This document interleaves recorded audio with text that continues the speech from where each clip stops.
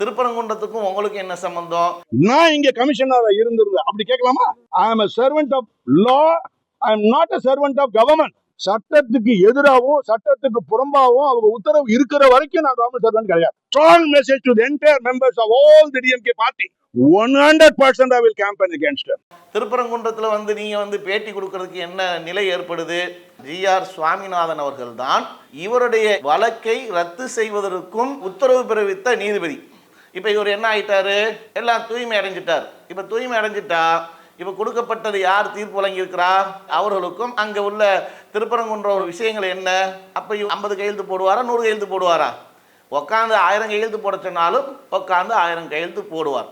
தமிழகத்துல மிகவும் பரபரப்பாக பேசப்படக்கூடிய ஒரு சம்பவமாக மதுரை திருப்பரங்குன்றம் கோவில் விவகாரம், அதில் தீபம் ஏற்றுவது குறித்து தமிழகத்தில் தற்போது மிகவும் பரபரப்பாக சென்று கொண்டிருக்கக்கூடிய ஒரு சூழலாக இருக்கு. இது மக்கள் அனைவரும் அறிந்த ஒன்றுதான். மத்தியில் ஆளக்கூடிய பிஜேபியை சார்ந்திருக்கக்கூடிய சங் பரிவார கூட்டங்கள் இவைகள் அனைத்தும் இந்த திருப்பரங்குன்றம் மலை பிரச்சனையை மையமாக வைத்து அவருடைய பொது புத்தியாக இருக்கக்கூடிய மக்களுக்கு மத்தியில் பிளவை ஏற்படுத்தி அதன் மூலம் அரசியல் செய்து அதில் வரக்கூடிய பாதகங்கள் மூலமாக அறுவடை செய்யக்கூடிய ஒன்றாகத்தான் அவருடைய அரசியல் வரலாறு என்பது நீண்ட நெடிய வரலாறாக இருக்கின்றது.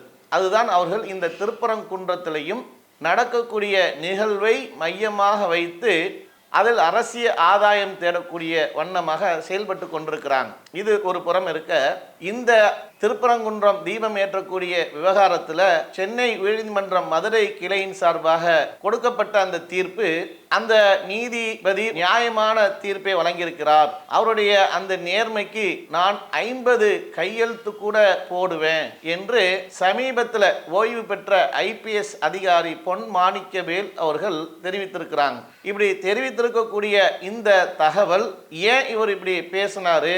அவருடைய தீர்ப்பு நேர்மையான தீர்ப்பு, இதற்கு நான் 50 கையெழுத்தும் போடுவேன் என்று சம்பந்தமே இல்லாமல் அவர் திடீர்னு முளைத்து பொன் மாணிக்கவேல் IPS முன்னாள் அதிகாரி தற்போது பேட்டி கொடுத்துருக்காங்க அப்படின்னு சொன்னால், இவர் யாரு, இவர் எப்படிப்பட்டவர், இவர் என்னென்ன வேலைகள்லாம் செஞ்சாரு, இவருடைய அந்த ஓய்வுக்கு பிறகு நடந்த விஷயங்கள், இவர் அதிகாரத்தில் இருக்கும்போது அவர் விசாரணையில் என்னென்னலாம் சந்திச்சார், விசாரணையில் எதெல்லாம் எதிர்கொண்டார், இது எல்லாம் ஒன்றா விளக்குனா இவர் ஏன் இந்த பேட்டியை தானா முன்வந்து கொடுத்திருக்கிறார் என்பதை நீங்களே புரிந்து கொள்ளலாம். எதுக்காக கொடுத்திருக்கார் நம்ம விளக்க வேண்டிய அவசியமே இல்லை. சில பேரை நம்ம இவர் யார் என்பதை தோல் எடுத்து காட்டுவோம்.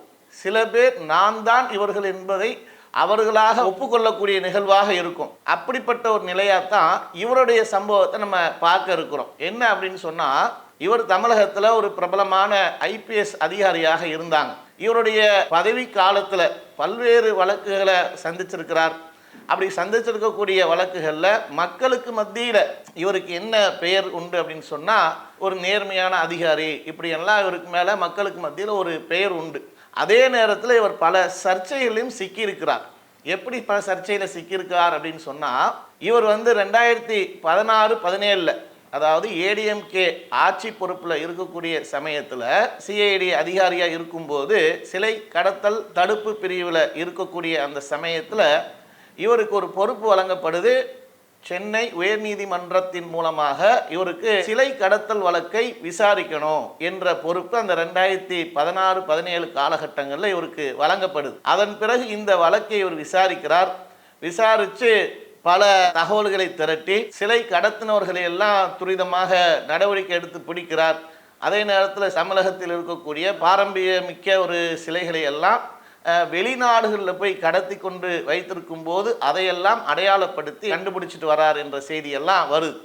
அப்போ இப்படி வெளிநாடுகள்லாம் போய் மீட்டெடுக்கிறார் என்று நிகழ்வு எல்லாம் நடக்குது. அடுத்தடுத்து இந்த வழக்கு விஷயங்களில் சந்தேகங்கள் வருது. இவருக்கு எதிராகவும் என்ன ஆகுதுன்னு சொன்னால், ஆரம்பத்தில் இவர் இந்த வழக்கை துரிதமாக விசாரிக்கிறார், பல சிலைகளை மீட்டெடுத்திருக்கிறார், வெளிநாடுகள் எல்லாம் கடத்தி செல்லப்பட்ட பாரம்பரியம் மிக்க சிலைகளை எல்லாம் மீட்டெடுத்துட்டு வந்திருக்கிறார் என்ற பெயரெல்லாம் நல்ல பெயர் வந்திருக்கக்கூடிய சமயத்திலேயே என்ன மாதிரியான பிரச்சனைகளையும் எதிர்கொள்கிறார்னு சொன்னால், இவர் இந்த வழக்கு விஷயங்களில் இவருடைய செயல்பாடு சந்தேகத்துக்குரிய ஒன்றாக இருக்குது.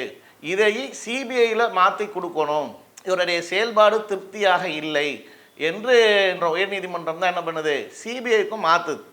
சிபிஐக்கு மாற்றின பிறகு சிபிஐட்ட இருந்து விசாரணை தொடங்கி இவர் மேலே எஃப்ஐஆர் பதிவு பண்ணுறாங்க. சார்ஜ் ஷீட்லாம் வந்து போடப்பட்டு அதன் பிறகு பார்த்தீங்கன்னா இந்த வழக்குடைய செல்லக்கூடிய இந்த சமயத்திலேயே 2021 இவர் வந்து ஓய்வு பெற்றார்.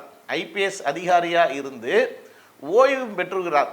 ஓய்வு பெற்ற பிறகும் இவர் மீது போடப்பட்ட வழக்கு சிபிஐ மூலமாக தொடர்ந்து நடத்தப்பட்டு அது எஃப்ஐஆர் போடப்பட்டு சார்ஜ் ஷீட் ஃப்ரேம் பண்ணி இது வந்து தொடர்ச்சியாக நடந்துகிட்டு இருக்கு. 2024 காலகட்டத்தில் இந்த வழக்கு விசாரணைக்கு தொடர்ச்சியாக விசாரணைக்கு வந்து 2024 இறுதியாக அவர் மேலே போடப்பட்ட சார்ஜ் ஷீட் சம்பந்தமாக வழக்கு விசாரணை செய்யப்படுது. அந்த வழக்கு விசாரணையில் என்ன தகவல் வருதுன்னு சொன்னால், இவரிடத்துல எந்த ஒரு முன்னறிவிப்பும் இல்லாமல் எந்த ஒரு விசாரணையும் இல்லாமல் சார்ஜ் ஷீட் போடப்பட்டிருக்கு, ஆகையால் இது வந்து ரத்து செய்யணும் என்பதாக வழக்குகள் இப்படி தொடர்ச்சியாக இவர் தரப்புல இருந்து வாதாடப்படுது.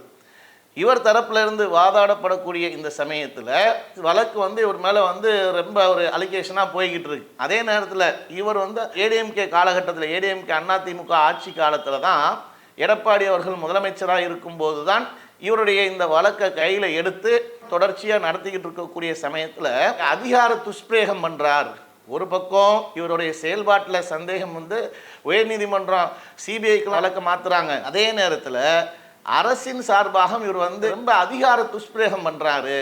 இவருடைய அந்த அதிகாரம் வந்து வானளவிய அளவுக்கு ஒரு வெளிநாடுகளுக்கு போய் விசாரணைக்கு போனால் எந்த ஒரு இன்டிமேஷனும் இல்லாமல் எந்த ஒரு தகவல் சொல்லப்படுது. இப்படிலாம் அவர் வந்து அவருடைய அதிகாரத்தை வந்து ரொம்ப துஷ்பிரயோகம் பண்ணி செயல்படுறார் இந்த வழக்கு விஷயத்தில் என்று அது குற்றச்சாட்டாக வந்து அதுவும் அப்படி பேசப்படுது.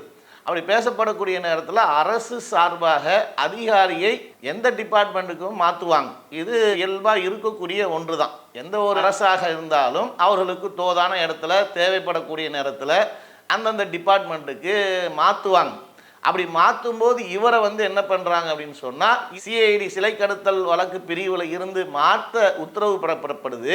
அந்த உத்தரவுக்கு எதிராக உயர்நீதிமன்றத்துக்கு சென்று நான் இவர் அரசு சொல்லக்கூடிய மற்ற பணிக்கு நான் செல்ல மாட்டேன், நான் இதே பணியில் தான் நீடிப்பேன் என்றெல்லாம் என்ன பண்ணுறான்னா வாதிட்டு உயர்நீதிமன்றம் ஆரம்பத்தில் இவருக்கு சாதகமாகத்தான் சில தீர்ப்புகள்லாம் கொடுக்கப்பட்டு இவர் இதிலேயே தொடரட்டும் என்றெல்லாம் அனுமதிக்கிறாங்க. அனுமதித்து அரசோடும் மோதல் போக்கு ஏற்படுது, ஏடிஎம்கே கூட மோதல் போக்கு ஏற்படுது.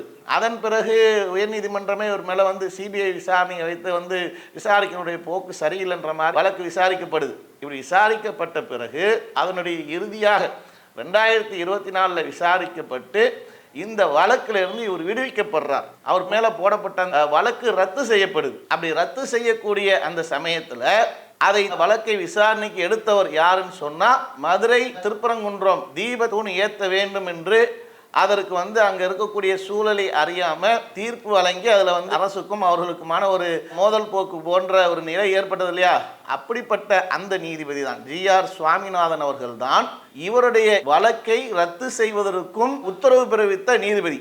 அப்போ இந்த வழக்கை விசாரித்து உத்தரவு பிறப்பித்து என்ன பண்ணுறாங்க, ரத்து செய்கிறாங்க. இவர் மேலே இருக்கக்கூடிய அனைத்து வழக்கும் ரத்து செய்யப்பட்டு இவர் விடுவிக்கப்படுகின்றார். விடுவிக்கப்பட்ட பிறகு இவர் இந்த வழக்கில் இருந்து முழுமையாக விடுவிக்கப்பட்ட பிறகு இவருக்கு உண்டான அந்த அலிகேஷன் எல்லாம் ரத்து செய்யப்படுது.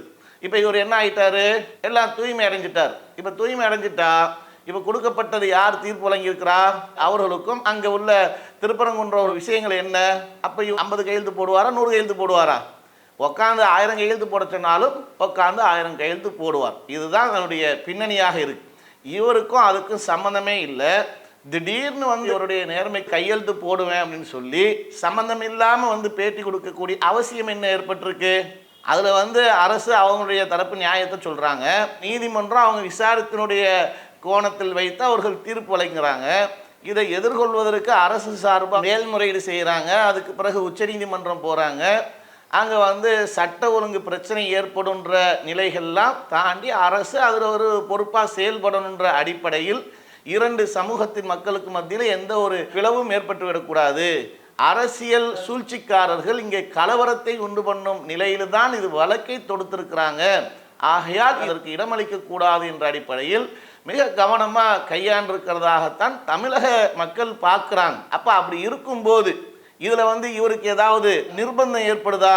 இவர் பேட்டி கொடுக்கணும், இவரிடத்துல திருப்பரங்குன்றம் சம்பந்தமாக நீங்க பதில் சொல்லுங்க, திருப்பரங்குன்றத்துக்கும் உங்களுக்கு என்ன சம்பந்தம்?